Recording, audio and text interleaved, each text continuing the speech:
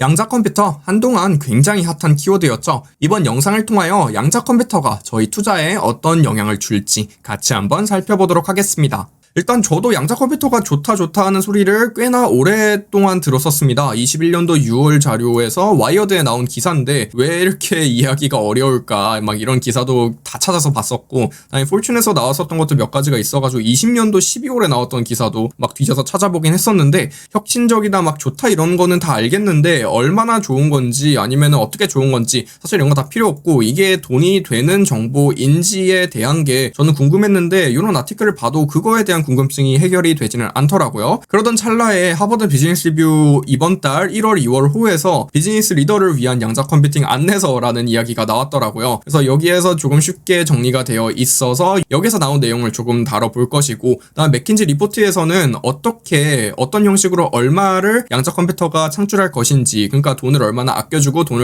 어떻게 돈을 더 많이 벌 수 있게 해줄 것인지에 대한 리포트가 이렇게 나와가지고 요 두 내용을 메인 소스로 삼아가지고 영상을 만들어 보고 있습니다. 항상 그렇다시피 맥킨지는 숫자를 조금 많이 얘기를 해줘가지고 좀 예측치가 많기는 하지만 어쨌든 읽어보시면 좋을 것 같아요. 그래서 현재 양자 컴퓨터에 대해서 잠깐만 알아봐야 될 것 같은데, 큐비트 다들 많이 들어보셨죠? 현재 큐비트는 오류 발생률이 높아가지고 이게 실행 시간도 굉장히 제한적입니다. 그래서 오류를 보정하는 논리적 큐비트라는 게 있어야 되는데, 이게 저희가 이야기를 하는 큐비트가 한 1000개 정도가 있어야지 논리적 큐비트 1개가 완성이 된다고 합니다. 근데 현재 큐비트가 한 50에서 100개 정도만 만들 수 있다고 하니까 한 10배 정도는 더 가야 한다라고 생각을 하시면 될 것 같고, IBM이라든지 구글 같은 기업들은 향후 2년 안에 논리적 큐비트를 실증할 수 있다라고 이야기를 하고 있으니까 2년 뒤에 이게 진짜 되는지 안 되는지 살펴보시면 될 것 같아요. 근데 이게 개인 PC라든지 아니면 반도체 산업 아니면 컴퓨터 산업에서도 똑같이 일어났었던 일이었던 게, 그냥 반도체라는 게 한 1947년도 트랜지스터가 처음 발명됐었는데 이게 4비트 프로세서까지 오는데 한 25년이 걸렸다고 합니다. 그 다음에 실질적으로 PC 산업의 부흥을 이끈 펜티엄이 나오는 데까지는 여기서부터 또 25년이 걸렸다고 합니다.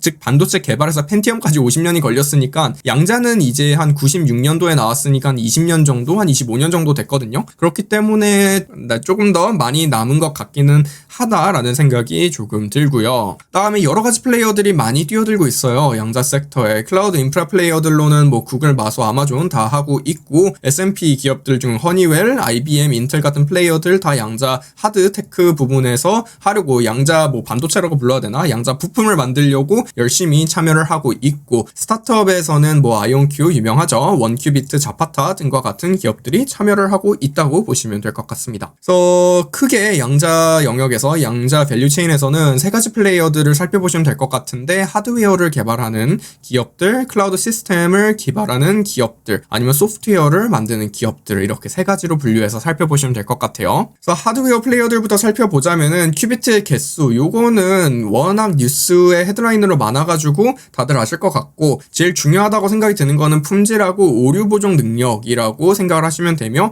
요거 두 가지로 경쟁력이 판별이 된다고 생각하시면 될 것 같아요. 큐비트의 개수는 그냥 간단하게 최근에 들어서 나오는 이야기로는 몇 나노 공정 요것 정도라고 생각을 하시면 되고, 얼마나 빠르게 얼마나 작은 공간에 많은 프로세서들을 끼워 넣을 수 있냐라는 게 이제 큐비트의 개수라고 부르는 부분에 최대한 비슷한 것 같고, 그 다음에 양자 특성상 소음이라든지 진동이라든지 빛에 의해 가지고 오류가 발생한다고 합니다. 그러니까 오류가 뭐냐면은 이건 좀 뒤에 가서 설명을 하고, 오류를 보정해 줄 수 있는 무언가가 필요가 하다고 하는데 이게 큐비트의 개수보다 더 중요하다고 보시면 되겠습니다. 그래서 이 오류라는 게 이게 뭔지를 모르겠어서 좀 더 뒤적뒤적 해보니까 기초과학연구원에서 나온 게 있더라고요. 큐비트를 제대로 제어하기가 어려워서 이제 상용화의 난점으로 작용을 하고 있는데, 이게 그냥 간단하게 나중에 참고하려고 저희 컴퓨터에다 이렇게 적어 놓잖아요. 그럼 메모의 글자들이 그냥 제멋대로 바뀐다고 합니다. 겁니다. 예를 들어서 적어놨는데 갑자기 추운데 갔다 오니까 이게 막 이상하게 막 뒤바뀌어 있는 그러한 현상이라고 보시면 되는 거죠. 이거를 조금 더 핸드폰 예시로 보자면은 저희가 카메라 앱을 켜려고 카메라 앱을 클릭을 했더니 이제 메모장 앱이 그냥 켜지는 거죠. 그러니까 정상 온도에서 똑같은 온도, 똑같은 진동, 뭐 똑같은 모든 조건에서는 이 사진 앱을 켜면 사진 앱이 켜지는데 뭔가 이상한 조금만 덥거나 조금만 더 추우면은 이상하게 작동을 한다라고 보시면 되며 이게 현재 양자 컴퓨터의 최대 단점, 최대 문제점이라고 보시면 되겠습니다. 이제 소프트웨어 플레이어들도 저는 조금 더 알아두실 필요가 있다고 생각을 하는 게 기존의 PC라든지 모바일에서 쓰인 반도체 알고리즘들은 전부 다 이진법을 기반으로 쓰여져 있습니다. 그러니까 PC에서 모바일로 넘어갈 때도 이제 개발 언어 자체도 다르고 프로그램을 다시 써야 하는 느낌이 없지 않아 있었거든요. 근데 그때는 적어도 비슷한 이진법으로 코딩을 하는 반도체 위에서 쓰는 건데 양자는 요거에 대한 공통점도 없다는 거죠. 그래서 보시면은 일단 기존의 PC라든지 아니면 기존의 알고리즘들은 만약에 10가지의 경로가 있고 그 중에서 최단 거리를 찾아야 하는 알고리즘을 짜야 한다. 그러면은 지금 이진법 알고리즘의 경우는 가장 빠른 길을 찾기 위해서는 10개의 경로를 한 번씩 다 가봐야 하는 거죠. 여기에 길이 있고 여기에 길이 있으면은 다 10개를 한 번에 가봐야지 제일 최단 거리가 요거구나. 요 4가지를 비교를 해본 후에 비교를 할 수 있으며 그러면 요거에 대한 문제점을 해결하기 위해서는 어떻게 하면 가장 빠르게 10개의 경로를 테스팅을 할까의 관점으로 알고리즘들이 쓰여지게 됩니다. 근데 양자 컴퓨터의 경우는 그냥 애초에 이진법 알고리즘이랑 생각하는 방식 자체가 다른 것 같아요. 10개의 상태를 그냥 동시에 출발을 한다고 합니다. 그러니까 여기에서 땅 출발을 해가지고 이렇게 보내는 거죠. 이렇게 보냈을 때 얘가 먼저 도착하면은 그냥 얘가 제일 빠르다라는 게 얘네 도착하기 전에 결정이 된다고 합니다. 그러니까 7번째 경로가 관측되는 순간 이거 결정이 되니까 한 번의 계산으로 모든 게 끝난다라고 이야기를 하더라고요. 그래서 앞에서는 저는 적어도 10개를 어떻게 하면 빠르게 테스팅을 할 수 있을까의 관점으로 접근을 하면 될 것 같은데 요거는 질문 자체를 무엇을 해야 되는지조차도 모르겠더라고요. 그래서 제가 생각을 했을 때 드는 생각은 한 번에 양자 컴퓨터의 경우는 한 번에 처리할 수 있는 양이 동일 면적 하에 기존의 뭐 컨벤셔널 컴퓨터에 비해 가지고 훨씬 많다라고 보는 게 맞을 것 같아요. 그래서 뭐 한 번에 처리할 수 있는 정보량이 기존 컴퓨터의 100배가 넘는다라고 하는데 이건 큐비트의 개수에 따라 가지고 더 늘어나게 되겠죠. 그래서 이쯤에서 드는 생각은 그냥 고성능 병렬 컴퓨터가 아닌가, 그냥 GPU 뭐 상위 호환 요런 느낌이 아닌가라는 생각이 들어서 조금 더 뒤적뒤적 해보니까 뭐 제일 큰 차이는 PC의 경우는 결정론적, 연산이 결정론적이라고 하고 양자는 비결정론적이라고 이야기를 합니다. 그러니까 병렬 컴퓨터의 성격을 가지는 거는 적은 큐비트로도 많은 경우의 수를 표현할 수 있기 때문에 뭐 적은 면적으로 더 많은 컴퓨팅을 할 수 있다라는 게 병렬 컴퓨터의 성격이라고 보시면 될 것 같고, 그 다음에 여러 가지 결과값을 한 번에 낼 수 있다는 게 이제 새로운 거라고 이야기를 하는데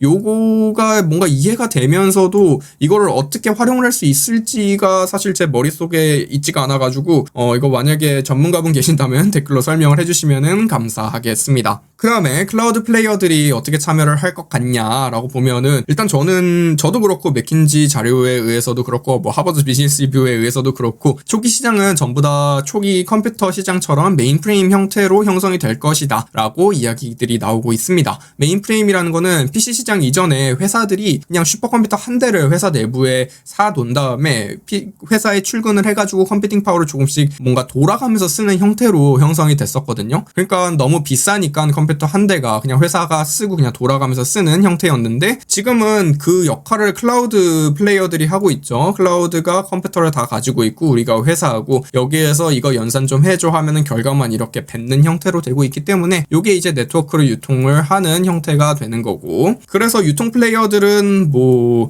유효할 것 같다. 지금 아마존이 아무리 날고 긴다 하더라도 월마트 아직 살아있죠. 그래서 이런 것처럼 유통 플레이어들은 꽤나 고객을 가지고 있다는 측면에서 꽤나 강력한 것 같아요. 그래서 보니까 맥킨지는 화학, 제약, 자동차, 금융에서 가장 빠른 가치가 창출될 것이라고 괄호치고 매출이라든지 비용 증대, 순이익 증대가 될 것이다 라고 예측을 하고 있고, 있고 한 300빌리언 달러에서 한 700빌리언 달러 정도의 가치 창출이 2035년도까지 나올 것이다 이야기를 하고 있습니다. 그리고 화학하고 제약 영역에서 가장 큰 수혜를 볼 것이다 라고 보고 있는 게 이 그래프만 봐도 돼요. 케미컬하고 pharmaceuticals 보면은 요만큼이죠. 800빌리언 달러가 요만큼인데 700빌리언 달러가 요만큼인데 거의 그냥 500빌리언 달러 어치는 얘네 둘이 다 할 것이다 라는 이야기를 하고 있고 automotive하고 financial service가 꽤 많이 차지하고 있으나 어쨌든 이 둘을 중점적으로 보시면 될 것 같아요. 그래서 몇 가지 가능성에 대해서 투자 포인트로 봤을 때 저는 요거를 먼저 짚고 넘어가는 게 중요하다고 생각합니다. 이게 제약이라든지 화학에 지금 현재 참여를 하고 있는 기업들이 직접 양자 하드웨어 소프트웨어의 연구에 개발을 하고 있습니다. 그러니까 이거 만약에 얘네들이 양자 테크를 가지게 될 경우에는 이상한 기업에다가 투자를 할 게 아니라 그냥 지금 투자를 하는 것처럼 똑같이 투자를 해도 양자 컴퓨터에 대한 엑스포저가 생긴다는 관점으로 보시면 될 것 같아요. 근데 이제 다른 경우 지금 다들 집중하고 계시는 부분은 요거 같은데 제약 화학 기업들에게 양자 하드웨어 소프트웨어를 판매하는 기업들이 출연이 분명히 될 수가 있습니다. 그럴 경우에는 이 기업에 투자를 해야 하는 건데 사실 어떻게 흘러갈지 모르거든요. 그다음에 뒤에서 예시를 몇 가지 들어주겠지만 요거에 대한 가능성이 저는 좀 더 많이 보이고 있어요. 근데 다들 이쪽에만 집중을 하는 것 같아서 요거를 밸런스 있게 보시는 게 저는 꽤나 중요하다고 생각합니다. 제일 큰 예시가 나이키라고 보시면 되는데 나이키의 경우 디지털 전환에 성공을 한 이후로 주가가 거의 한 3배 정도 올랐다고 보시면 돼요. 마진율이 개선되었고 매출이 증대가 되었고 요게 이제 주가 상승으로 올라갔는데 나이키는 결론적으로 신발을 파는 기업이잖아요. 근데 얘네들이 디지털 기술을 이용을 해가지고 신발을 더 잘 팔았다의 관점으로 접근을 해야 되거든요. 그러면 디지털 기술에 투자를 하는 거가 사실상 나이키에 투자를 했었어도 디지털 기술에 투자를 하는 것과 비슷한 효과가 났을 거라고 저는 생각을 하고 있습니다. 그래서 나이키 같은 케이스가 분명히 있을 것이다 라고 저는 양자 컴퓨터에 접근을 하실 때 생각을 하시는 게 중요하다고 생각합니다. 그래서 실질적으로 제약 분야에서 에브비라든지 글락소스매스클라인이라든지 아니면 파이저라든지 이런 기업들이 막 17개가 모여가지고 큐팜이라는 컨소시엄을 만들어서 막 열심히 양자 컴퓨팅 소프트웨어 하드웨어에 열심히 노력을 하고 있다고 합니다. 아니면은 바이오젠하고 캐나다 스타트업 원큐비트하고 손잡고 뭐 분자 비교 기술을 개발했다는 등 기존 플레이어들이 분명히 뛰어들 거고 기존 플레이어들도 무시를 할 수는 없을 거라고 생각합니다. 그래서 제약하고 화학에서 왜 양자 컴퓨터의 수혜를 많이 볼 것이냐. 둘 다 분자 구조, 단백질 구조를 어떻게 하면 잘 예측을 할 수 있는지가 포인트인 영역이고 그다음에 분자 간 반응을 어떻게 잘 예측을 할 수 있을지가 이제 키포인트인 산업의 이 두 개의 영역이라고 보시면 될 것 같아요. 그래서 A 분자가 있고 B 분자가 있는데 이렇게 박치기를 했을 때 뭐가 튀어나올까를 굉장히 빠르고 정밀하게 예측을 할 수 있게 되면은 이제 양자 컴퓨터의 수혜를 받는 영역이라고 생각을 하면 되며 요거의 수혜를 보는 게 제약하고 화학이라고 보시면 되겠습니다. 먼저 제약의 경우는 신약 후보 물질을 만들 때 미리 독성 물질인지 아닌지만 알아도 비용이 엄청나게 절감이 되겠죠. 양자 컴퓨터로 약이 몸 안에 들어갔을 때 발생할 수 있는 모든 반응들에 대한 시뮬레이션을 하면은 된다는 겁니다. 그러니까 요게 위에 이렇게 딱 들어갔어요, 약이. 그랬더니 위에 요만한 이 분자가 뭐 효소 같은 게 있는데 요게 이렇게 반응을 했을 때 무슨 일이 일어날지, 요렇게 반응했을 때 무슨 일이 일어날지, 뭐 60도에서 반응했을 때 무슨 일이 일어날지, 70도에서 반응했을 때 무슨 일이 일어날지, 아니면은 막 뭐 시속 100km로 박았을 때 무슨 일이 일어날지, 1000km로 박았을 때 무슨 일이 일어날지, 요것들을 전부 다 양자 컴퓨터로 시뮬레이션을 할 수 있다는 것이죠. 근데 요것들 제가 아주 뭐 현실 세계 스케일로 낮춰가지고 말씀을 드리긴 했는데 요것 정말 많은 경우의 수들이 사실 있거든요. 그러니까 단순하게 분자가 여기에서 여기까지 이렇게 막 180도 수평을 이렇게 박치기를 하는 게 아니기 때문에 요거를 테스팅하기가 굉장히 어려워요. 그래서 결론적으로 나오는 게 위에 안 좋은지 아니면 뇌에 안 좋은지 뭔가 어디에 독성 반응이 일어날 수 있는지 등을 전부 다 하나부터 10가지 테스팅이 가능하다는 거죠. 현재는 컴퓨팅 파워가 부족해가지고 이런 것까지는 정밀하게 불가능하다고 생각을 하시면 되고 임상이라든지 동물 실험을 통해가지고 요 독성 물질을 대부분 걸러내고 있다고 해요. 근데 이 지금 제약 비즈니스에서 제일 비싼 영역이 임상하고 동물 실험이거든요. 그러니까 요거에 대해서 비용이 감소가 된다는 것이며 제일 큰 영역이 감소가 되면은 꽤 많은 비용이 감소하게 되겠죠. 그래서 최근에 한 1월 4일자 비즈니스 위크 아티클 보다가 다이어트 약에 대한 이야기가 있더라고요. 그러니까 식욕 억제제를 동물 실험을 할 경우 이게 약이 좀 잘못 만들어져서 너무 고통을 많이 줘가지고 이 동물이 안 먹는 건지 아니면 진짜 식욕 억제가 돼가지고 밥을 안 먹는 건지 구분이 불가능하다고 합니다. 근데 이거 만약에 양자 컴퓨터로 인원할 수 있는 모든 경우의 수를 테스팅을 할 수 있다면은 이거 미리 해결이 가능하게 되겠죠. 근데 이게 실질적으로는 작은 분자 수준에서는 이러한 뭔가 테스팅이 어느 정도 가능합니다. 그러니까 작은 분자 수준에서 화학약들이라고 부르는 것들은 가능하다고 생각을 하시면 되고, 근데 이게 바이올로직스 수준 생물약 쪽으로 가는 순간 컴퓨팅 파워가 부족해가지고 현재로서는 뭔가 엄밀한 정확한 테스팅이 불가능하기 때문에, 왜냐면 결국 전부 다 테스팅을 해보고 때려 맞춰야 하는 영역이거든요. 그러니까 일어날 수 있는 발생할 수 있는 모든 경우의 수를 뭔가 비교 분석을 해봐야 되는 건데 요거를 하기에는 현재 컴퓨터가 부족하다라고 보시면 되겠습니다. 이게 왜 부족하냐? 지금 리피터 같은 경우는 블록버스터 약이었죠. 요거를 보면은 사이즈가 한 330배 정도 사이즈가 차이가 나요. 그러면은 요만한 게 여기 동그라미 하나들 있죠. 요런 거 몇 개 정도가 요만한 거 한 개씩이라는 거예요. 그럼 예를 들어서 요런 약을 저희가 몸 안에 먹어요. 그러면 우리 몸 안에 요러한 분자들이 수백 개 수만 개가 있을 거 아니에요. 요게 여기에 부닥쳐가지고 무슨 일이 일어날지, 여기에 부닥쳐서 무슨 일이 일어날지, 여기에 부닥쳐서 무슨 일이 일어날지를 전부 다 예측을 해봐야 돼요. 그러면은 크기가 크면 클수록 일어날 수 있는 반응의 가지수 자체가 많아지기 때문에 반응이 언제 어떻게 어디서 일어날지 예측을 하기가 어렵다라고만 알고 계셔도 좋을 것 같습니다. 다음에 화학 같은 경우는 역시 뭐 분자 간 반응을 예측해가지고 원가를 절감시킬 수 있는 영역이라고 보시면 되는데, 화학하면은 뭐 어디다가 써먹냐라고 생각이 들 수도 있어요. 근데 샴푸라든지 비누, 페인트, 세제 등 뭔가 섞여가지고 뭔가 반응이 일어나는 영역들 있잖아요. 그런 거 전부 다 뭔가 다 화학이라고 생각하시면 돼요. 근데 양자 컴퓨터를 이용해가지고 이러한 제품을 만들 때 훨씬 더 효율적으로 생산을 할 수 있는 방법을 찾아낼 수 있어요. 그 다음에 이게 촉매라는 게 촉매를 효율적으로 쓰는 방법만 조금만 찾아내 봐도 요거에서 엄청난 효과를 뭔가 이끌어낼 수 있다라고 이야기를 하고 있어요. 그러니까 촉매는 간단하게 반응을 더 빠르게 만드는 물질이라고 생각하시면 되고, 촉매가 없으면 2시간 걸릴 거를 있으면 30분으로 단축시켜주는 그러한 착한 친구라고 보시면 되겠습니다. 그래서 촉매만 똑바로 해도 한 5에서 10% 정도 생산 효율성의 개선이 된다고 합니다. 근데 화학의 경우는 지금 800빌리언 달러 산업이라고 합니다. 굉장히 크죠? 그러면은 여기에서 5에서 10% 정도의 개선이 나와도 20빌리언에서 40빌리언 정도의 가치 창출, 돈이 남는다라고 보시면 되겠습니다. 자동차의 경우는 현재 R&D 프로세스의 20%에서 30%의 돈은 프로토타입, 테스팅에 쓰인다고 합니다.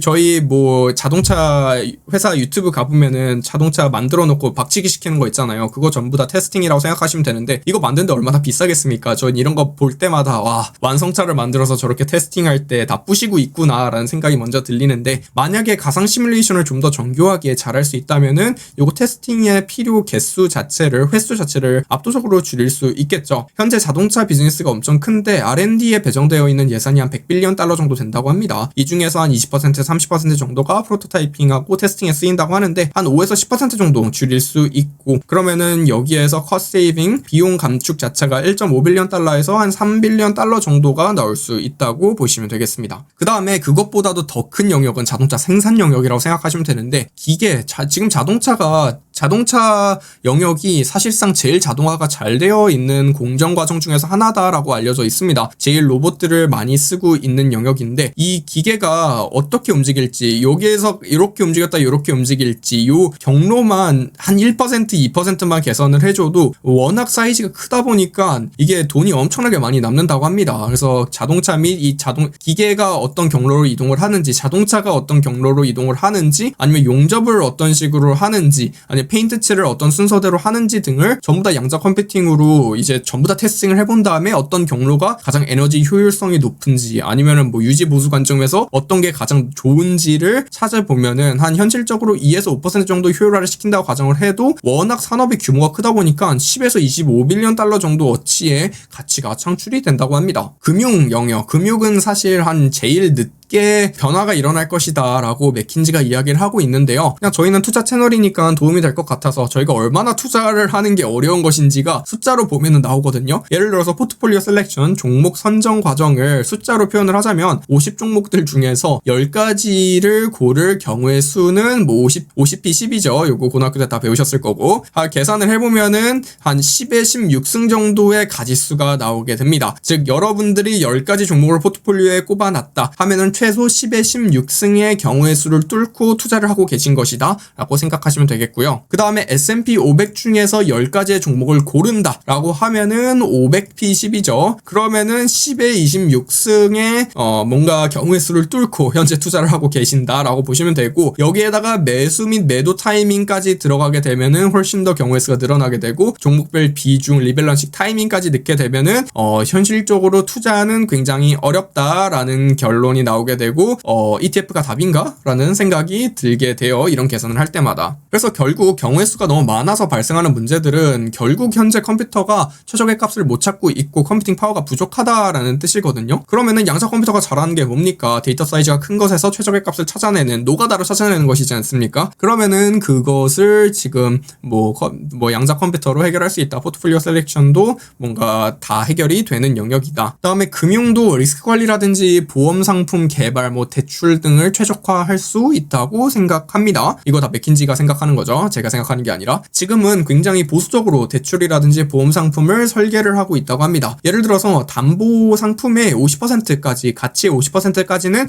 빌려줘도 되는데, 뭐 은행이라든지 아니면 보험사 같은 경우는 혹시나 계산 실수를 할까봐 뭐 한도의 20% 정도까지만 빌려주는 형태라고 생각하시면 돼요. 근데 양자 컴퓨터로 담보 상품이라든지 아니면 보험에 발생할 수 있는 모든 경우의 수를 계산을 한다고 하면은 이미 계산이 됐으니까 리스크를 훨씬 더 관리를 효율적으로 할 수 있을 거 아니에요? 그러면 50% 전부 다 빌려줄 수 있게 되겠고, 그러면은 훨씬 더 매출이 증대가 될 수 있겠다라는 생각이 들더라고요. 그래서 이번 영상을 통하여 가져가셔야 할 것들을 한 5가지 정도를 정리를 해봤는데, 일단 메인 아이디어 자체는 양자 컴퓨터는 B2B 영역에서 효율화 작업을 통하여 가치가 창출될 것이다 라는 게, 저는 양자 컴퓨터에서 딱 한 가지만 기억하셔야 된다고 하면은 요거 하나만 기억할 것 같아요. 근데 뭐 여러 가지로 나눠서 생각해보면 양자 컴퓨터를 빠르게 도입해가지고 제조 원가를 낮춘다든지 아니면은 뭐 생산 원가, 아니면은 뭔가 어느 측면에서도 원가를 낮추는 플레이어들이 가치 창출 가능성이 높다고 생각합니다. 예를 들어서 과거의 자동차 플레이어들이 기계들, 뭐 로봇들을 굉장히 빠르게 도입을 했거든요. 예를 들어서 뭐 현대가 보스턴 다이내믹스를 산 것도 비슷한 관점이라고 생각을 하고, 실질적으로 테크를 이용을 해가지고 가치를 창출할 수 있는 플레이어들의 주가가 오를 가능성이 굉장히 높습니다. 뭔데 저는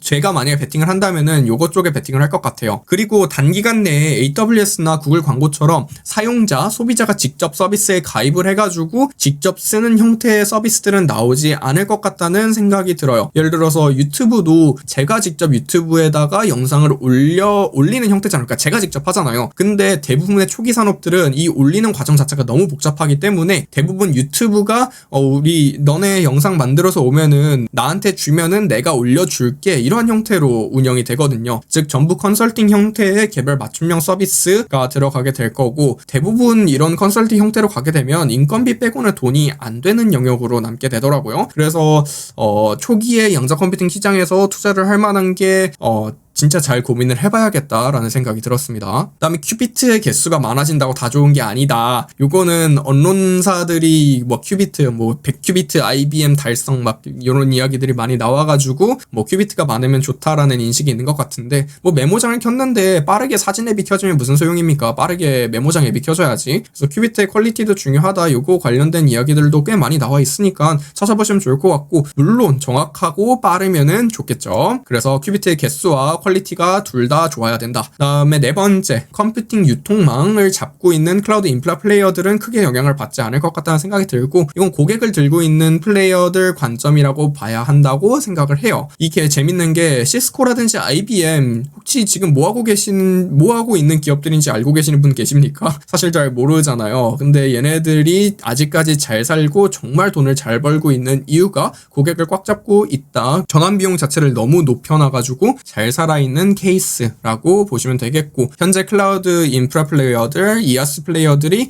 비슷한 게임을 하려고 하는 걸로 저는 보입니다. 다음에 5번째, 이것도 중요한 건데 다 중요하다고 얘기하는 것 같아요. 언제 될지 모르겠어요. 저는 양자 컴퓨터가. 그래서 마땅히 투자할 만한 기업이 보이지 않습니다. 그래서 저는 딱히 양자 컴퓨터 관련해가지고 투자를 할 것 같지 않고, 제가 만약에 양자 컴퓨터의 엑스포저 자체를 생각을 한다면은 현재 제가 보유하고 있는 기업들이 양자 컴퓨터를 이용을 해가지고 공정 과정을 효율화하는 것에 저는 득을 보는 게 가장 맞다고 생각을 하기 때문에 안 건드려도 수혜를 볼 것이다. 똑똑한 기업에 투자를 했다면은 이라는 관점으로 접근을 할 것 같습니다. 이번 영상도 정말 긴 영상이 되었는데 시청해주셔서 감사하고, 다음 영상에는 더 재미난 이야기로 찾아뵙도록 하겠습니다. 시청해주셔서 감사합니다.